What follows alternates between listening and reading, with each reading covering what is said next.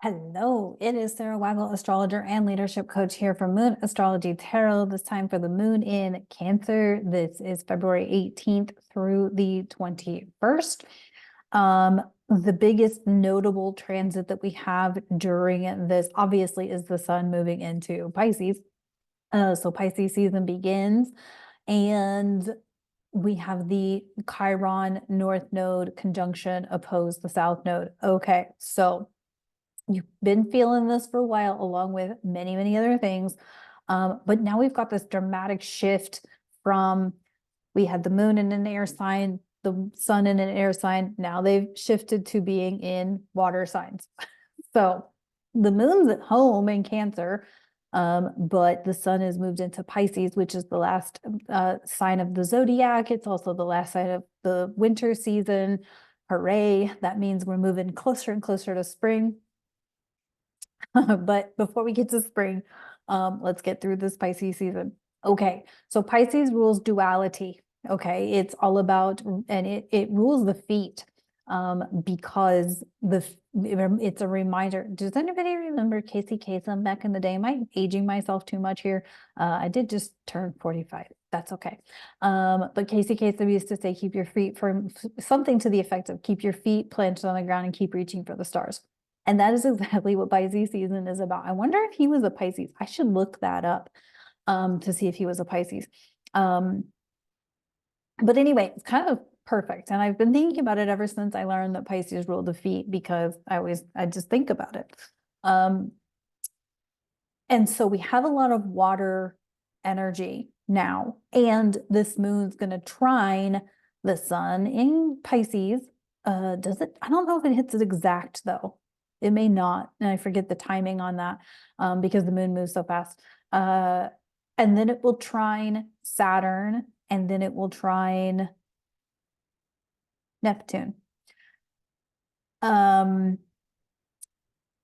so we could feel kind of dreamy. We could feel kind of floaty. And we've still got concentrated energy in Aquarius doing things, right? Now we've got Venus, Pluto, Mars, Mercury in Aquarius. And Mercury is almost done. It's going to move into Pisces after this in the next couple of days. So it's kind of like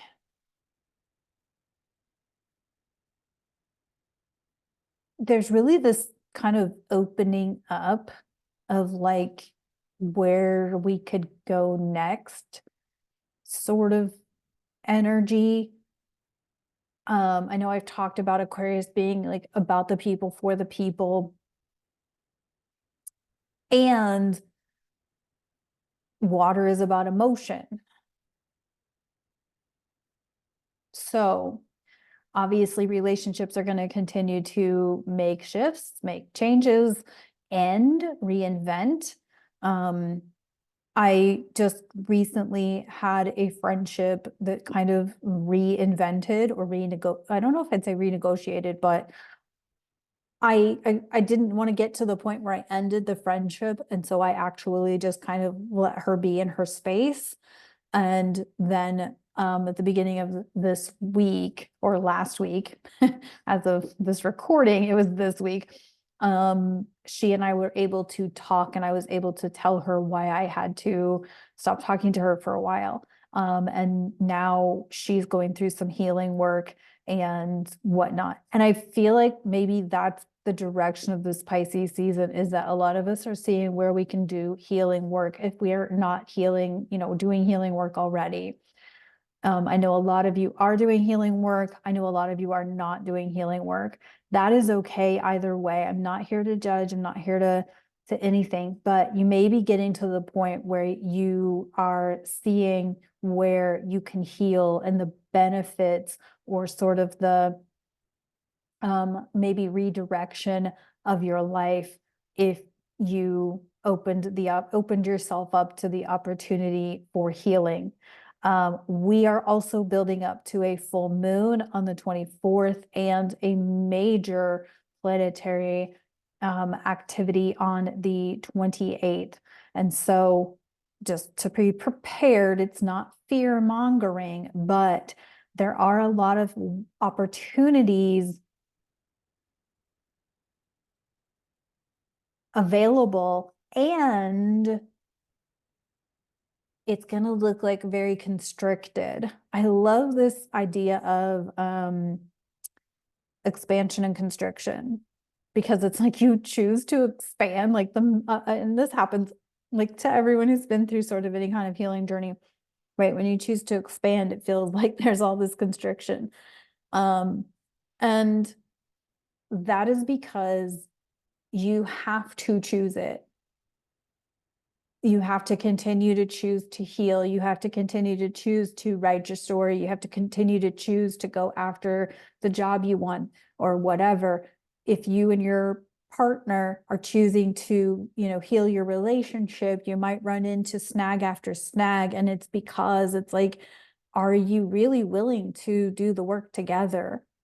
And so, as we see Chiron conjunct the North Node opposed the South Node, again, alliances could change, things could be renegotiated, or relationships, alliances could simply end. And we're also, like I said, we're leading up to a full moon. Full moons are about release. And this one happens to be a full moon in Virgo, which is about your body, your physical body.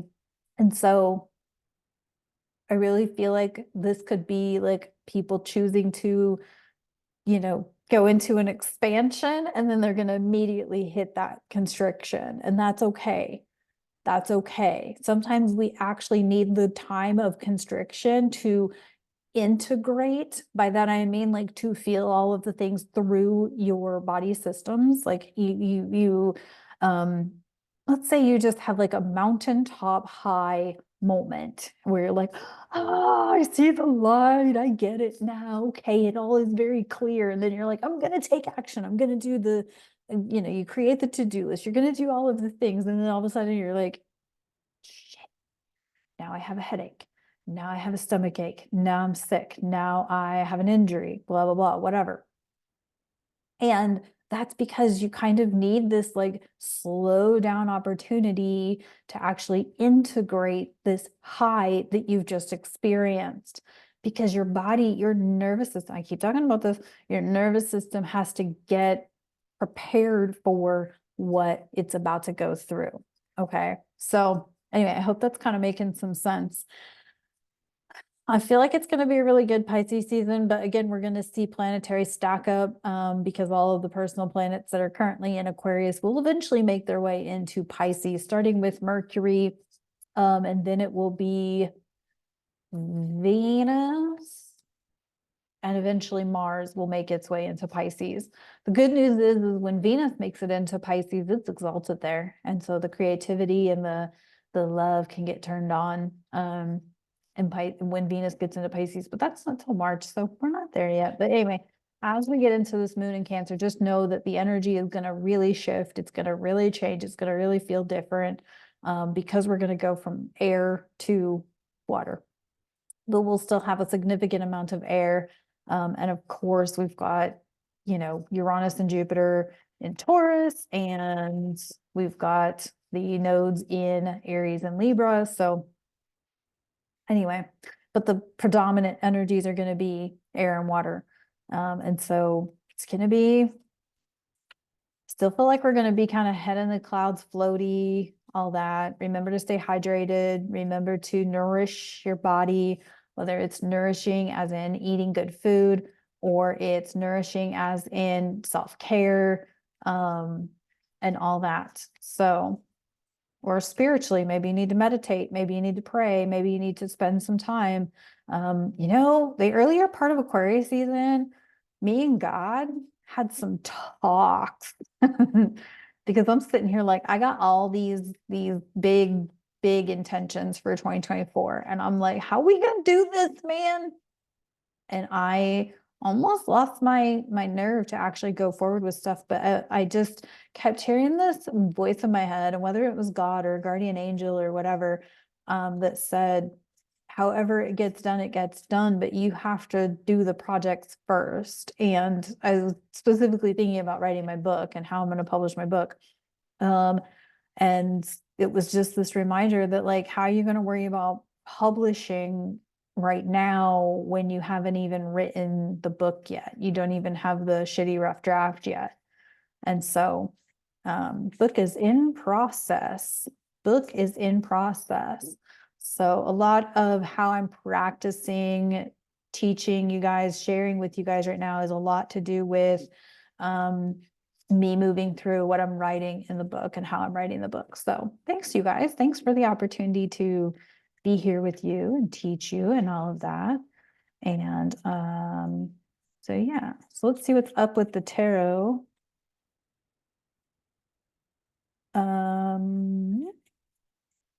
I really meant to grab the other tarot deck and I didn't. So you're getting Star Trek Next Gen Tarot, but don't count on it for the rest of Pisces season, because I actually really like to shift to the Angel Tarot for Pisces season. It just feels more aligned that way. But we'll go with Star Trek Next Gen today because that's what's on my desk. And yeah.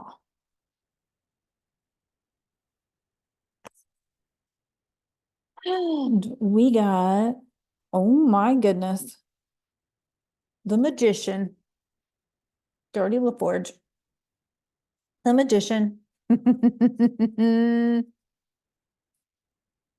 Magician is Mercury, the Mercury card of the tarot deck.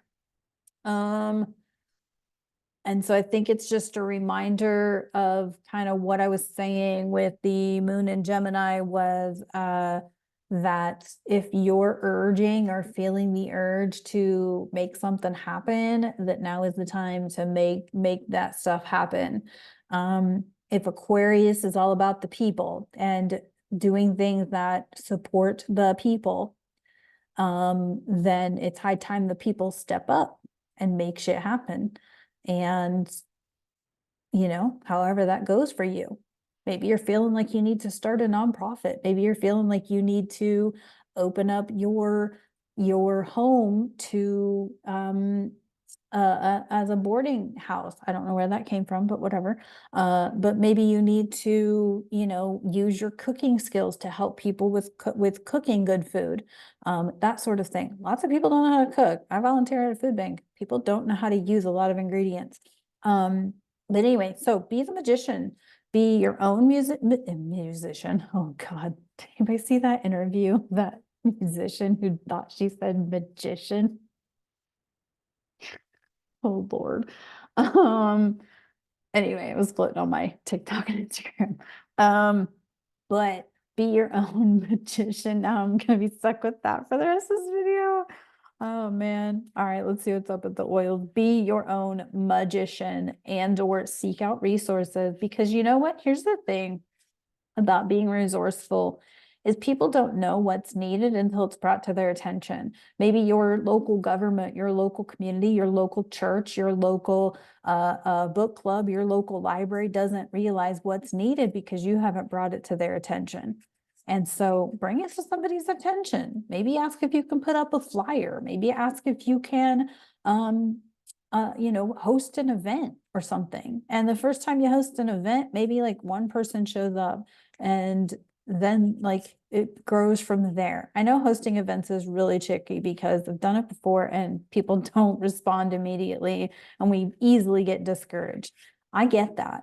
And, you know, think about it as in the opportunity is available. So, see what's up with the oils. Oops. Sorry if that rocked my camera.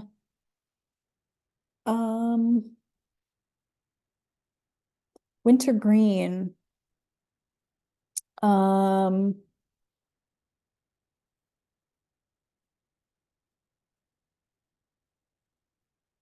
Showcases the power of letting go. Yeah, this is speaking right to that North Node Chiron conjunction opposed to South Node. That's what this is letting go of the shit that doesn't work, letting go of the emotions that don't work, letting go of the behaviors that don't work, relationships that don't work, and all of that, because it part of the constriction can sometimes be you can't take it with you where you're going. You can't take that.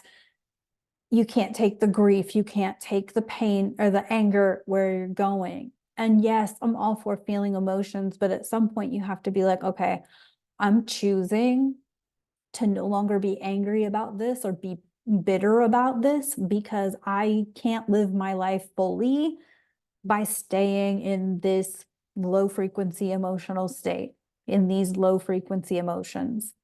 Okay. So wintergreen, mint oils in general, wintergreen, obviously. I'm